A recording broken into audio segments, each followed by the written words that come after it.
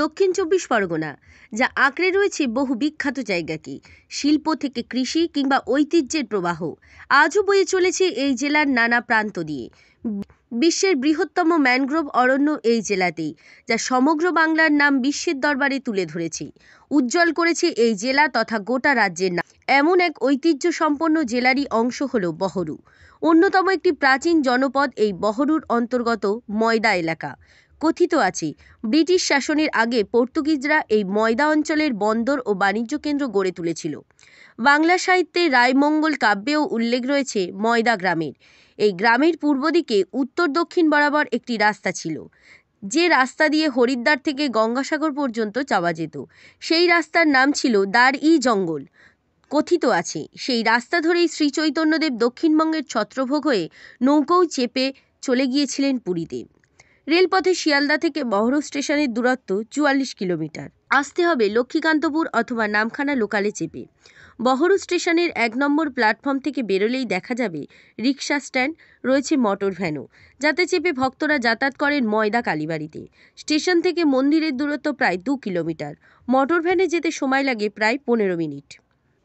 এখানে বহু বছর ধরে পূজিত হচ্ছেন লঙ্কেশ্বর রাবণের শ্বশুর তথা ময়দোদরীর বাবা ময় দানবের আরাধ্যা দেবী পাতালভেদী দক্ষিণা কালী। প্রায় প্রতিদিন এই মন্দিরের ভক্তদের ভিড় লেগেই থাকে, আর শনি মঙ্গলবার সেই ভিড় অন্য দিনগুলিকে রীতিমতো টেক্কা দিয়ে যায়।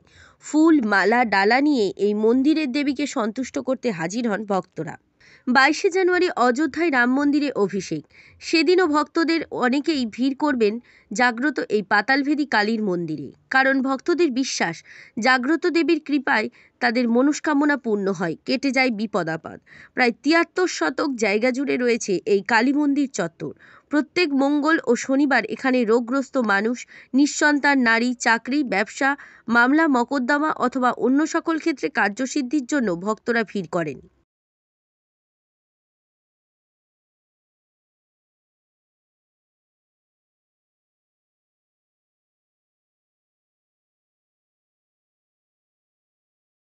সুর ভবন, দেশি ও বিদেশি বাদ্যযন্ত্রের বিশ্বস্ত প্রতিষ্ঠান।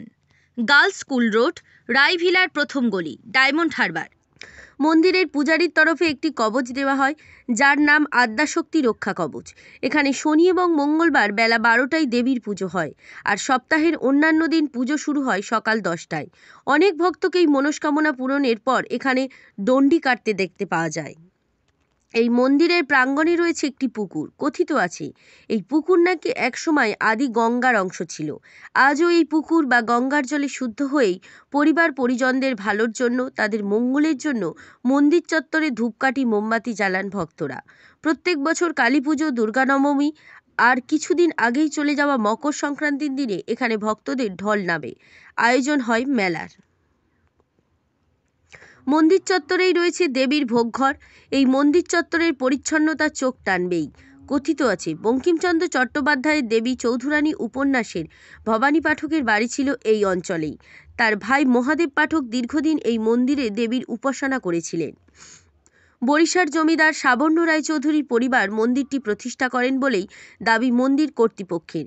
সেই কারণে সাবর্ণ রায়চৌধুরীর পরিবারের নামেই জ্যৈষ্ঠ পূর্ণিমা, দুর্গা নবমী ও দীপাবলিতে বিশেষ পুজোর আয়োজন করা হয় এখানে। ব্যুরো রিপোর্ট, জেলার বার্তা।